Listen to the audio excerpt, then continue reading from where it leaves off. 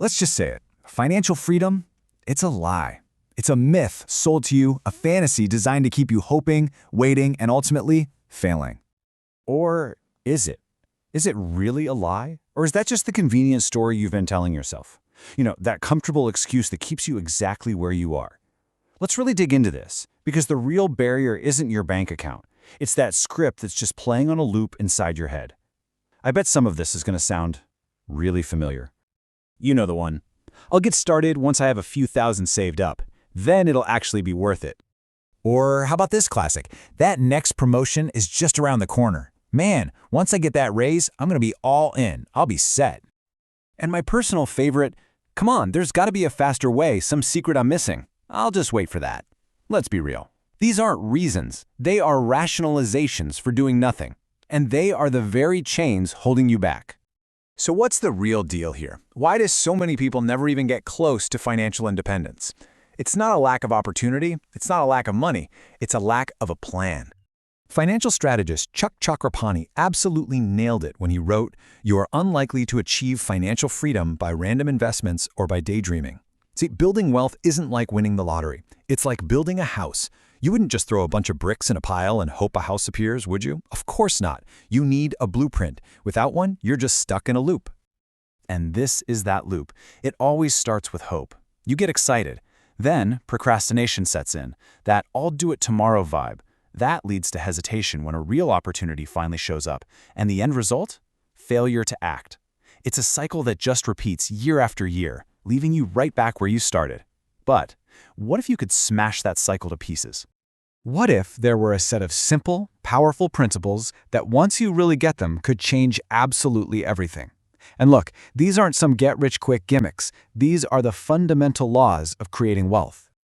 The source material we're looking at lays out 3 powerful principles. Today, we're going to zero in on the most important one, the one that literally bends time in your favor. It's called compounding. Okay, so forget everything you think you know about getting rich. The most powerful force in your financial life is not the amount of money you have. It's the amount of time you give that money to grow. Let me show you what I mean, because this is going to blow your mind.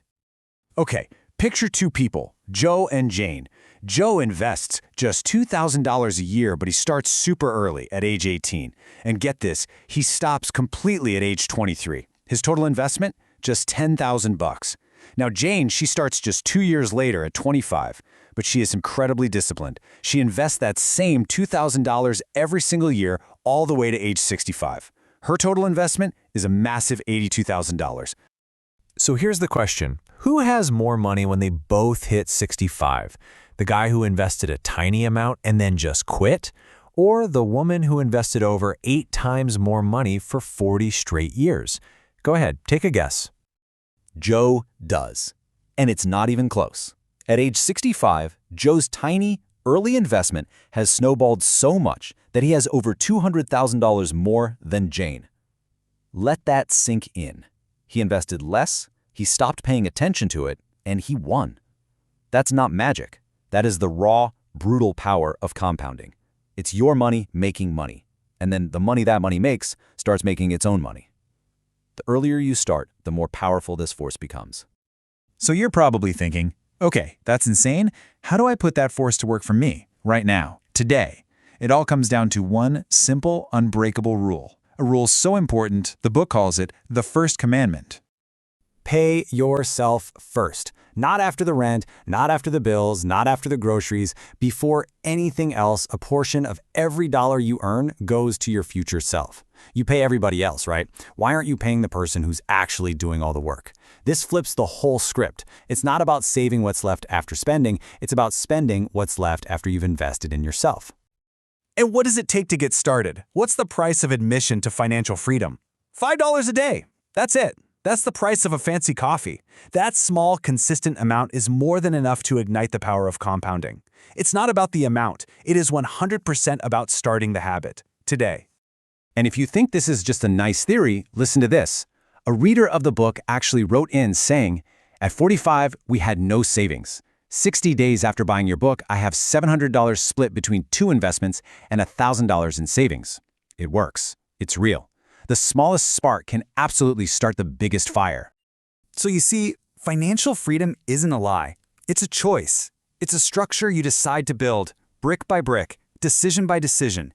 It's about finally deciding that your future is worth more than your excuses. So stop daydreaming about some magical day in the future. Start building it right now. The blueprint is here. The first step is crystal clear. The only variable left in the equation is you. Subscribe to MindForge, where thoughts are shaped like iron in fire.